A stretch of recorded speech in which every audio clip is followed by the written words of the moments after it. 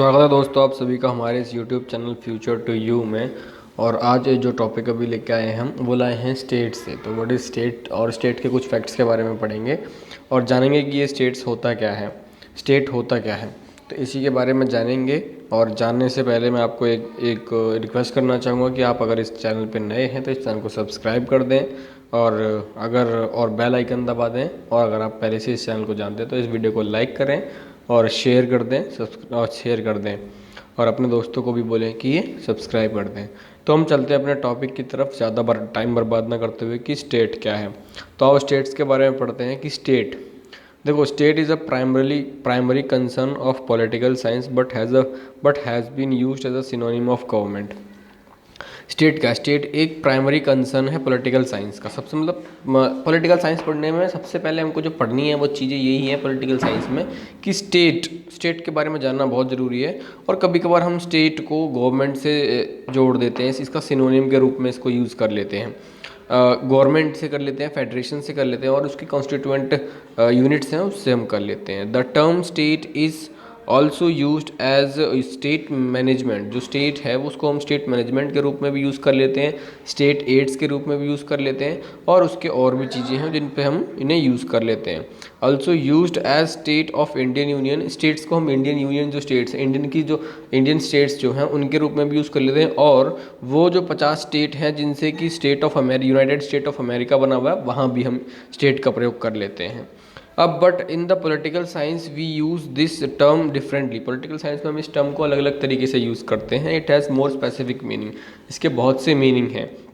जैसे अब इस स्टेट को सबसे पहले जिसने यूज़ किया था उसका नाम था निकोलो मैकियावेली। जो इसमें लिखा हुआ है कि we can popularize the Niccolo Machiavelli was the first to use the term state in the political science. Political science में सबसे पहले जिस बंदे ने इसका नाम स्टेट का जो शब्द यूज़ किया था वो थे निकोलो मैकियावेली। और अगला फिर आता है the word police was used by the Greeks. जो वर्ड पोलिस है, पॉलिटिक्स का जो पोलिस वर्ड है वो ग्रीक में यूज़ किया जाता था। और इसका इंग्लिश वर्ड जो है वो क्लोजली इसका इंग्लिश वर्ड जो रिलेटेड है वो सिविटास है। और ट्यूटन्स थे उन्होंने इसको एक स्टेटस वर्ड यूज़ किया। उन्होंने use the term status and the modern term is state. जो ट्यूटन्स था उन्होंने स्टेटस यूज़ किया और मॉडर्न टर्म जो अब नया आया है वो है state has been derived from it. अब जो स्टेट है वो वहाँ से आया है। सम डेफिनेशन, स्टेट्स के ऊपर कुछ डेफिनेशंस दी हुई हैं। जैसे कि पहली डेफिनेशन दी हुई है हमारी, the state is the politically organized people of definite territory. जो स्टेट क्या है, स्टेट एक पॉलिटिकली ऑर्गेनाइज्ड पीपल है। मतलब डेफिनेट टेरिटरी, किसी भी एक डेफिनेट टेरिटरी के जो पीपल हैं उनको पॉलिटिकली ऑर्गेनाइज किया गया है। जब पॉलिटिकली ऑर्गेनाइज कर देते हैं तब एक स्टेट बनती है। ये कौन कहता है? ये कहते हैं ब्लूटशली जो है वो ये बोलते हैं। It is the people organized for law within a definite territory.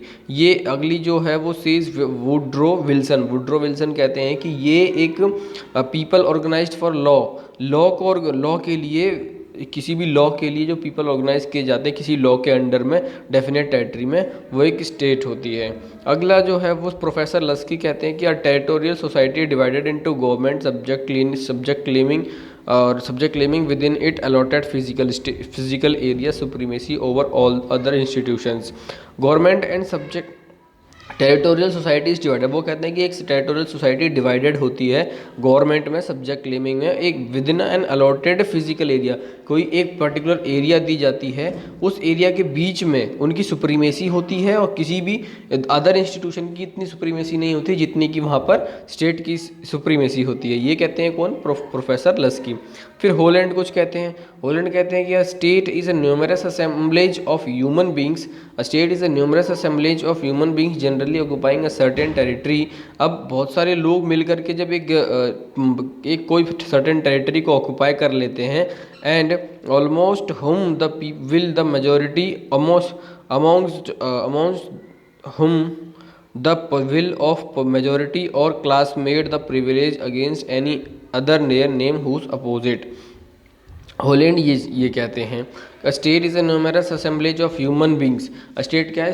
State एक न्यूमरस असेंबलेज, मतलब कि बहुत सारे लोग मिल करके एक साथ असेंबल होते हैं। ह्यूमन बींग्स का असेंबल होना वो एक स्टेट होता है। जनरली ऑक्यूपाइंग सर्टेन टेरिटरी, कोई भी मेनली होता है क्या है कि कोई भी सर्टेन टेरिटरी को ऑक्यूपाई कर लेते हैं। अमोंग हुम द विल ऑफ मेजॉरिटी और क्लास, जिसमें कि विल ऑफ मेजॉरिटी मतलब किसी भी मेजॉरिटी की जो विल होती है और किसी भी क्लास की जो विल होती है उसके ऊपर काम किया जाता है। Made to prevail against any of the other number whose opposite, और जो मेजॉरिटी का जो विल होती है वही उसी पे काम किया जाता है, कि ना कि कोई जो अपोज कर रहा है, जो कम जो लोग अपोज कर रहे हैं उनकी सुनी जाती है, मेजॉरिटी की ज़्यादा सुनी जाती है। ये कहते हैं होल एंड। तो यही था हमारी आज की वीडियो में। आपको जैसा भी लगा हो मुझे ज़रूर बताना, और मिलते हैं हम अपनी नेक्स्ट वीडियो के साथ में। तब तक के लिए धन्यवाद। और जो आपको बोला है कि चैनल सब्सक्राइब करके जाना, आपको कुछ भी समझ में आया हो तो, और बेल आइकन ज़रूर दबा लेना। धन्यवाद।